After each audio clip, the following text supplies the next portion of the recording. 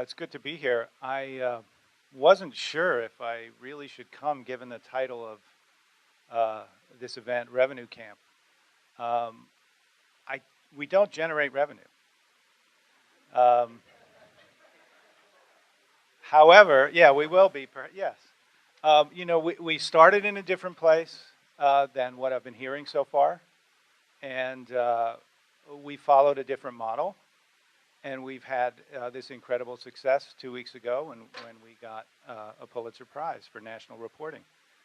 Um, Thank you very much. Um, let me tell you some numbers that I think will surprise you. Um, and I have a feeling I'm going to learn more today than you are from me, but you might be entertained. Um, we have in a good month, we have 300,000 page views. That's it. Um, what other statistics can I give you? Uh, we give our work away to Bloomberg and McClatchy and Associated Press, The Guardian, previously Reuters. We did that on the ProPublica model of helping us to build our brand. And our money has come exclusively from foundations. If you want to look at it through a business lens, one way to look at it is the foundations are our venture capitalists. But the return they want is not monetary. The return they want is a public good, a public interest. And our argument and our pitch to them initially was, and this was back in 2007, there is no good climate journalism happening, or if it is, it's very rare.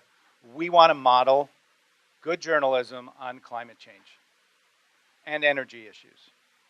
So that started, and then what we found in 2008 and 2009 was the massacre in the journalism industry. 20, 30,000 people losing their jobs, newspapers closing, etc. So we said, you know what? Environmental journalists are losing their jobs at a faster pace than anybody. And not only do we want to model good journalism in this arena, but there's a lot of talent out there. And the field needs to be rescued. It needs somebody to be doing it.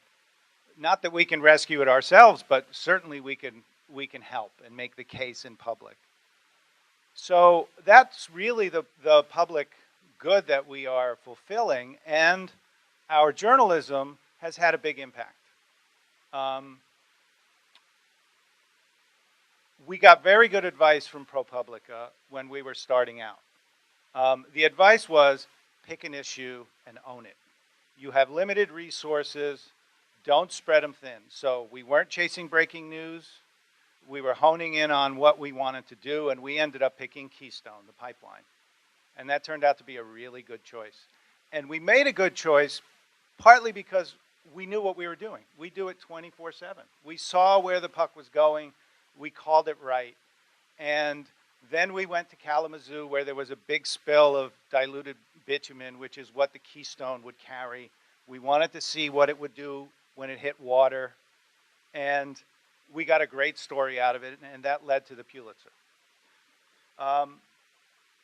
The other thing that we did successfully was we steered ourselves from starting out as a blog, and we really didn't know exactly where we were going.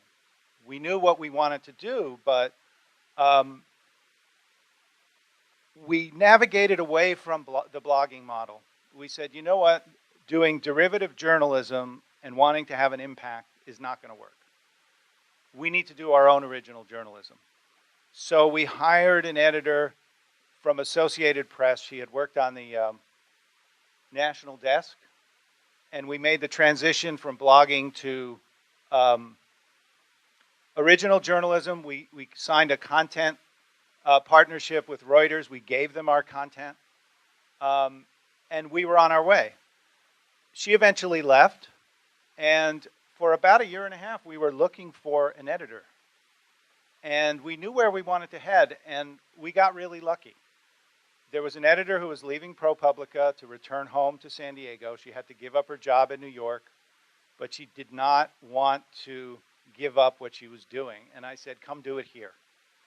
We met for breakfast every day, every week for, a few months before she left. I managed to raise the money from the funders. I said, look, this is a step that will transform everything. She had won Pulitzer Prizes and other honors before. She knew what a good story was. That's where we wanted to head. So she came on board a year and a half ago, and she found out we got the Pulitzer. She called me. She was in tears. I called my wife and daughter. I was in tears. It's, the earned media we got out of it is astonishing.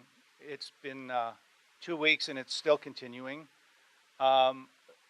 We became the story of the Pulitzers. We don't have an office. We don't, we're virtual. We're tiny. I mean, it's such a feel-good story for the industry that it's really caught on. It's wonderful. And now we're talking and thinking. We have been for a while, but now it seems possible that we will be able to monetize what we've done. And we are not thinking about a CPM model. We are actually thinking about a sponsorship model and asking for corporations to think about us not as an advertising play, but as a corporate social responsibility play, and to sign on for a year at a time with a flat fee, and we're developing that idea. We also do ebooks, and there's a lot of potential in the long form market, which we're going to be pursuing, and we think over time it could throw off a decent amount of revenue. The other thing is that we have not done very much fundraising from our readers, and I don't think we ever want to put up a paywall because it will go against our nonprofit mission. You can't be a nonprofit and be charging like that. It's a contradiction. So we think we will be able to raise money from readers who like what we do and think what we do is important. And we got a flood of donations, in the last couple of weeks that have been very encouraging, that if we had somebody who knew how to do that and help us, that would be another revenue stream that we could develop. So, our model is very different. I mean, it started with passion and a need. There are plenty of talented journalists out there that need work that could help make this world a better place, that could transform communities, local level, national level. It's sorely needed. And, that's really what, what I would recommend and strive for. We've never had a CPM discussion, believe it or not. We've been spoiled in a certain way, but we've brought the return to our investors who have been foundations, and we kind of can't believe what's happening right now. So we hope it can be replicated, and it's not just a fairy tale for us. Happy to take questions.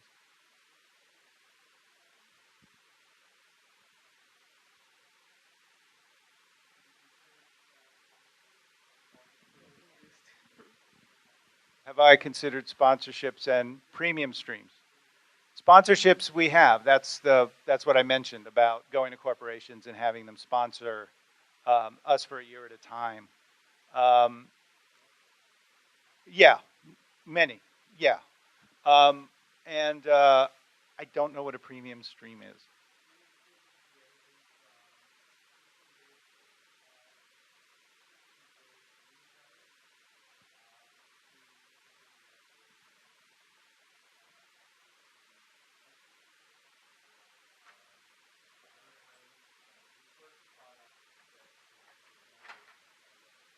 Yeah. We've started having conversations with people who talk about our knowledge products that we could put together. And that's another step, and that's a different kind of staff person for us. Because what our editors and reporters do is, they don't want to repurpose the stuff they did before, which is an option. I mean, there's a lot of material we have, and you know, we produce one story a day, by the way. You know, so and that's actually a heavy lift because of the kind of journalism we do. We're trying to increase staff, and you know, you could tell me more about how one goes about doing that. But our core mission is to do journalism that makes a difference, holds people accountable, you know, changes things. That's what we're trying to do. Hello. I'm at the back. There you are. I also work for a non-profit news organisation called Women's E-News, and we focus very obviously on women, but in a hard news sense. We're 13 years old, so we're very used to being funded by foundations as our venture capitalists. But sort of more over in the last 3 or 4 years, for-profit news organisations have also been getting a lot of foundation money, and I just wondered, you know, has that sort of lent more to you looking for diversified revenue sources? Because that's something that is becoming increasingly unreliable, I think, for nonprofits, just to look to foundations. Yeah, we think our model eventually, we're 100% foundation funded now. We're thinking down the road we'd have to be about 30 to 50%, if that high. And so we're starting to think about how to do that. And we figure we have a few years to figure it out. I don't know how long the foundation world is going to prop up the big mainstream media. You know, the Ford Foundation gave $1 million to the LA Times, which now might be bought by Koch Industries. There's a certain irony there. So we'll see what, you know, how the foundations respond. Certainly our prize and our example gives them some faith that they can trust small organizations to do great work, and I think that may be part of the, you know, the signal that was sent by the Pulitzer Committee. You know, I think it's really good for the whole field. So we'll see.